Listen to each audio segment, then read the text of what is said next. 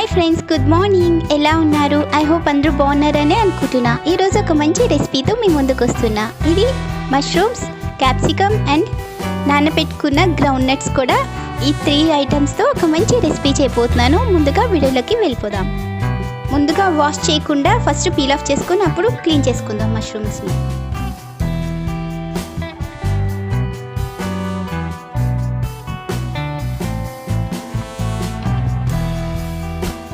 ముందే వాష్ చేసుకున్నాం అనుకోండి, పీల్ ఆఫ్ చేసుకోవడం కష్టం అవుతుంది, ఎందుకంటే తడిగా ఉంటాయి కదా. సో ఇవన్నీ తీసుకోవడం, పైన కదా తీసుకోవడం ఈజీ అవుతుంది. ఓకేనా? చూడండి, ఈ విధంగా పీల్ ఆఫ్ చేసుకోండి. ఇప్పుడు నేను ఈ వీటిని వాష్ చేసుకుంటాను.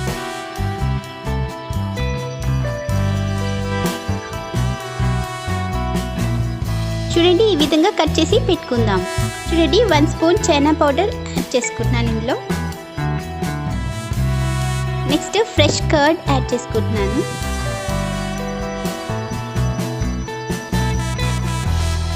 ఇది మిక్స్ చేసుకొని పక్కన పెట్టుకుందాం.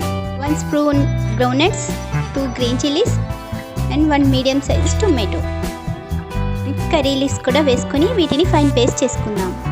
చూడండి, ఈ విధంగా ఫైన్ పేస్ట్ చేసి పెట్టుకుందాం.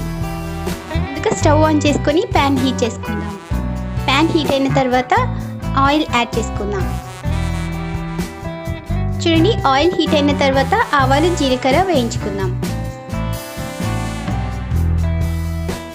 చూడండి, నెక్స్ట్ కట్ చేసి పెట్టుకున్న green chillies, curry leaves and onions, వీటన్నిటిని ఫ్రై చేసుకుందాం.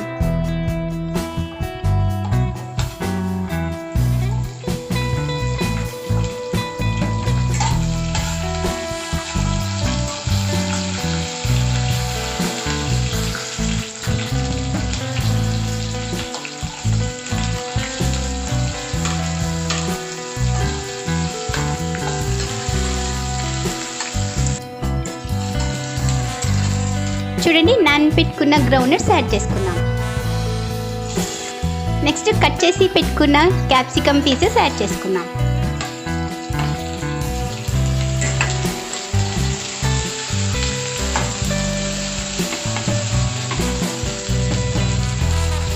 కొద్దిగా సాల్ట్ యాడ్ చేసుకుందాం. సాల్ట్ యాడ్ చేసుకోవడం వల్ల వెజ్జెస్ సాఫ్ట్గా కుక్ అవుతాయి తొందరగా. చూడండి, నెక్స్ట్ కట్ చేసి పెట్టుకున్న మష్రూమ్ పీసెస్ యాడ్ చేసుకుందాం.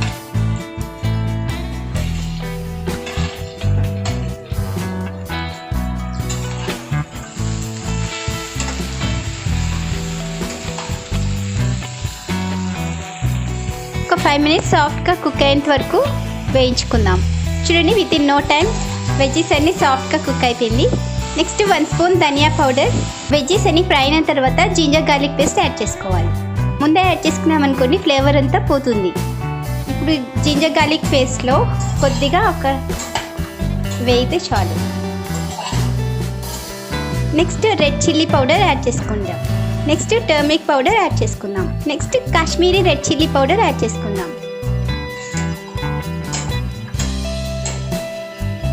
చూడండి, ఫైన్ పేస్ట్ చేసి పెట్టుకున్నాం కదా, ఇప్పుడు ఈ పేస్ట్ని యాడ్ చేసుకుందాం.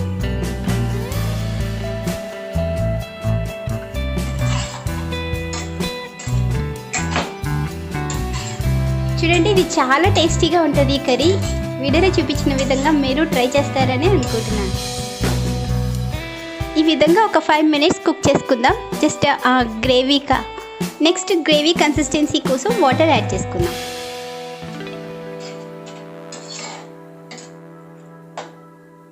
లో ఫ్లేమ్లో ఒక 5 to 10 మినిట్స్ లిడ్ క్లోజ్ చేసుకొని కుక్ చేసుకుందాం.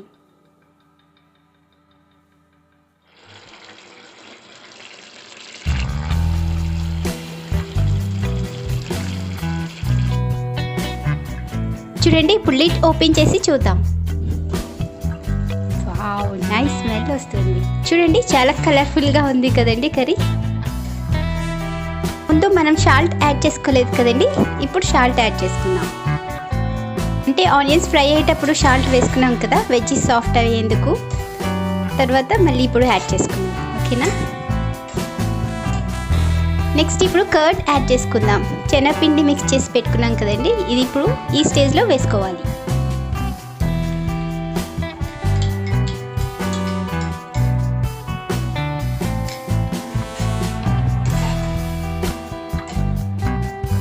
కర్రీలో ఫ్రెష్ కర్డ్ మాత్రమే యూస్ చేయండి, లేదంటే ఫ్రెష్ క్రీమ్ యాడ్ చేసుకున్న మంచి టేస్ట్ వస్తుంది.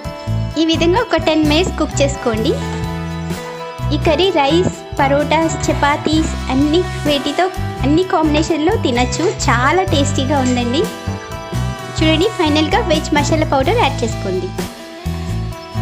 చూడండి, రెస్టారెంట్ స్టైల్లో వచ్చిందండి మష్రూమ్ అండ్ క్యాప్సికమ్ కర్రీ. చాలా టేస్టీగా వచ్చింది. ఆల్మోస్ట్ కర్రీ అయిపోయినట్టే.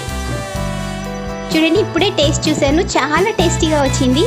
ఈ వీడియోలో చూపించిన విధంగా ట్రై చేయండి, తప్పకుండా మీకు కూడా నచ్చుతుంది. Bye friends, thanks for watching. మరిన్ని ఇంట్రెస్టింగ్ రెసిపీస్ కోసం నా ఛానల్ని సబ్స్క్రైబ్ చేసుకోండి. ఇప్పుడు మనం ఇది సర్వింగ్ బౌల్లోకి డిష్ అవుట్ చేసేసుకుందాం. నాకైతే చాలా టేస్టీగా వచ్చింది. మీరు కూడా వీడియోలో చూపించిన విధంగా ట్రై చేయండి. చిన్నపిల్లలు చాలా ఇష్టంగా తింటారు. ఇవి రోటీస్, చపాతీస్, రైస్, ఎనీథింగ్ దేంతోనైనా కాంబినేషన్ చాలా బాగుంటుంది.